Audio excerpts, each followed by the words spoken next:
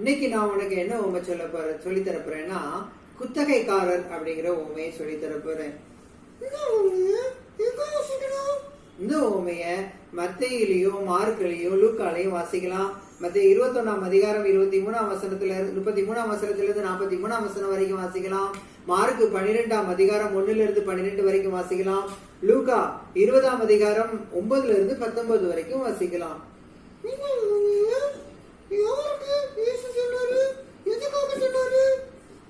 இந்த உண்மைய இயேசு பிரதான ஆசாரியருக்கும் அந்த சாலமோன் கட்டின அந்த ஆலயத்தின் மூப்பர்களுக்கும் சொன்னாரு. நேத்து சொன்ன ஊமையையும் ஊமைக்கு தொடர்ந்து இந்த ஊமையை இயேசு சொன்னாரு. இந்த மூப்பர்கள் இந்த வேதபாரகர்கள்லாம் வந்து நீர் எந்த அதிகாரத்தினால் விக்கிறவங்களை எல்லாரையும் ஆலயத்தை விட்டு துரத்துகிறீர் அப்படின்னு நீங்க சொல்லணும் அப்படின்னு கேட்கும் போது அதுக்கு பதில் சொல்லிட்டு அவர் இந்த ஓமைகளை எல்லாம் சொல்றாரு. வீட்டு எஜமானாகிய ஒரு மனுஷன் இருந்தான். அவன் ஒரு திராட்சை தோட்டத்தை நாட்டி அதை சுற்றிலும் ஒரு சுவர் உண்டாக்கி அதற்கு கோபுரத்தை நாட்டி அதற்கு ஆலையையும் உண்டு பண்ணி வேற ஒருத்தனுக்கு அதை குத்தகைக்கு விட்டு விட்டு தூர தேசத்திற்கு போயிட்டான். அறுவடை நாளின் போது தன்னுடைய வேலைக்காரர்களை அனுப்பி என்னுடைய திராட்சை பழங்கள்ல என்னுடைய பங்கை வாங்கிட்டு வாங்கன்னு சொல்லி அனுப்புனா. ஆனா அந்த குத்தகைக்காரங்க இந்த வேலைக்காரர்கள்ல சிலரை அடிச்சு சிலரை கல்லெறிஞ்சி சிலரை கொலை கூட பண்ணிட்டாங்க. ஆனா அந்த வீட்டு எஜமான் விடல, இன்னும் நிறைய வேலைக்காரங்களை அவன்கிட்ட அனுப்புனாங்க. போய் அந்த குத்தகைக்காரர்கிட்ட என்னுடைய பங்கை என்னுடைய திராட்சை பழ பங்கை வாங்கிட்டு வான்னு சொல்லி அனுப்புனாங்க. இவங்களும் போய் கேட்கும் போது இவங்களையும் அவங்க அப்படியே தான் பண்ணாங்க. ஒரு சிலரை அடிச்சு ஒரு சிலரை கொலை பண்ணி ஒரு சிலரை தவறான முறையில நடந்துகிட்டு இப்படி அவங்களுக்கு வெக்கத்தை உண்டு பண்ணி அவங்கள அனுப்பிட்டாங்க. அதனால இந்த வீட்டு எஜமானுக்கு கோபம் வந்து என் மகனை நான் அனுப்புவேன், என் மகனுக்கு அவங்க பயப்படுவாங்கன்னு நினைச்சு மகனை அனுப்புனாரு. ஆனா அந்த குத்தகைக்காரங்க இவன் சுதந்திரவாளி, இவனை கொண்டுட்டோம்னா இந்த சுதந்திரத்தை நம்ம கட்டிக்கிடலாம் அப்படின்னு சொல்லிட்டு அந்த வீட்டு எஜமானுடைய மகனை கொண்டு போட்டாங்க. அது சொல்லிட்டு இயேசு அந்த மூப்பர்களை பார்த்து கேட்டாரு, இப்ப சொல்லுங்க அந்த வீட்டு எஜமான் இப்ப என்ன பண்ணுவான் அப்படின்னு சொல்லி கேட்டாரு. அப்போ அங்க உள்ள வேதபாரகர் சொன்னாங்க, வீட்டு எஜமான் அந்த குத்தகைக்காரர்கள் எல்லாம் வெளியில தள்ளிட்டு அந்த தோட்டத்தை கனிகளை தகுந்த நேரத்துல கொடுக்கிற வேற வேற வேற மத்தவங்க கிட்ட கொடுப்பான் அப்படின்னு சொல்லி சொன்னாரு.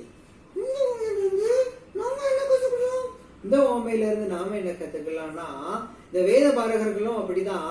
பரலோக ராஜ்யம் அவங்களுக்கு கொடுக்கப்பட்டது, ஆனா அவங்க அதை நிராகரிச்சாங்க.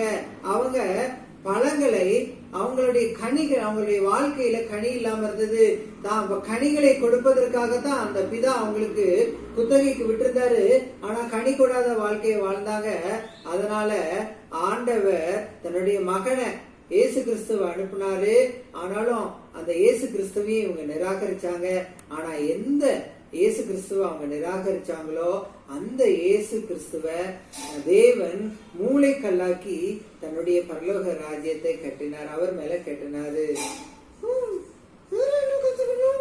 வேற என்ன கத்துக்கலாம்னா, அந்த வேலைக்காரர்களை நம்ம பாராட்டி ஆகணும். இந்த வேலைக்காரர்கள்ல ஒரு சிலரை இந்த குத்தகைக்காரங்க அடிச்சாங்க, கள்ள கொண்டு எரிஞ்சாங்க, அவங்கள வெக்கப்படுத்தினாங்க, அவங்கள கொலை கூட பண்ணாங்க.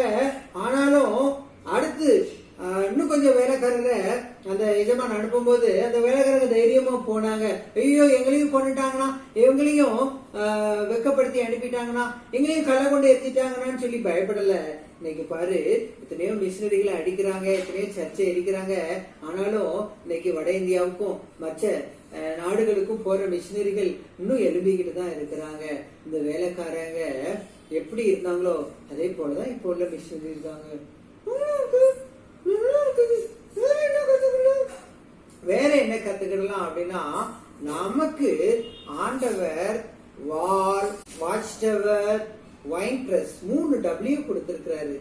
3 W எதுக்கு கொடுத்திருக்கிறாருன்னா 3 Pக்காக கொடுத்திருக்கிறாரு. வால் வந்து பிரிவென்ஷனுக்காக கொடுத்திருக்கிறாரு. வாட்ச் டவர் வந்து ப்ரொடெக்ஷனுக்காக கொடுத்திருக்கிறாரு. வைன் பிரஸ் வந்து ப்ரொடக்ஷனுக்காக கொடுத்திருக்கிறாரு. இவ்வளவு காரியத்தை நமக்கு கொடுத்துட்டு அவர் எதிர்பார்க்கிறது கனிகள் எதிர்பார்க்கிறாரு. இன்னைக்கு நம்ம எல்லாத்தையும் வாங்கி வச்சுக்கிட்டு கடவுளுக்கு ஒண்ணுமே கொடுக்காம நம்ம அனுப்பியிருந்தோம். அப்படி நம்ம இருக்கக்கூடாது.